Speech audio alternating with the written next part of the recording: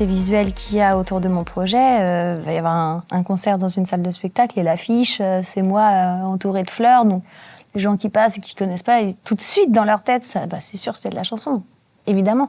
Et ça ne l'est pas. Normalement, la techno, c'est quand même un univers nocturne et moi, j'ajoute une dimension diurne, on va dire, très notable. Donc, je me suis dit, je vais juste arriver comme je suis, avec un univers visuel beaucoup plus romantique et en tout cas coloré. En fait, je suis juste moi-même et voilà. C'est simple, hein. C'est pas... J'ai rien inventé, en fait.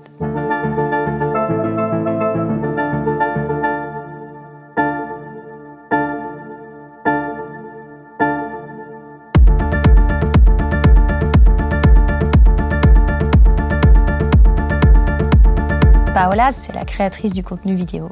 Et elle a fêté son anniversaire. Et le thème, c'était Dieu et déesse. Et je suis venue déguisée en déesse de la musique, en Euterpe. En fait, comme je jouais ma sitar pour son anniversaire, j'ai trouvé une petite boucle avec les cordes de la sitar qui me plaisait. Et j'ai pas arrêté de les saouler toute la soirée à l'anniversaire avec ma flûte et ma sitar. Et après, je me suis dit, comme c'était en septembre, c'était la fin, j'allais rendre l'album. Je me suis dit, là, je fais un dernier morceau, je mets ça et ce sera une surprise pour elle. Vous êtes prêts ?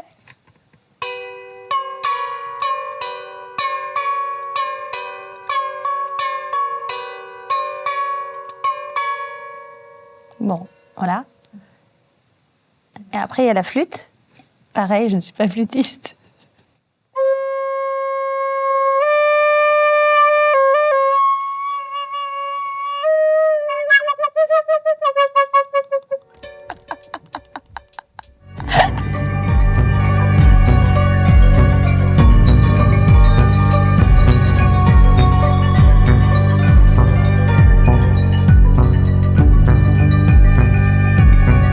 Et quand j'ai commencé à le composer, c'était l'hiver.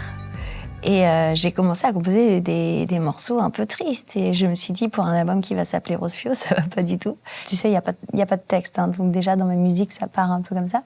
Par contre, tu as des fluctuations de BPM, il y a des choses plus rapides que d'autres, il y a des moments de rupture. Et c'est ça aussi que je cherche dans ma musique. C'est des morceaux doux, agréables et qui vous emportent, mais qui vous frappent aussi, qui vous marquent.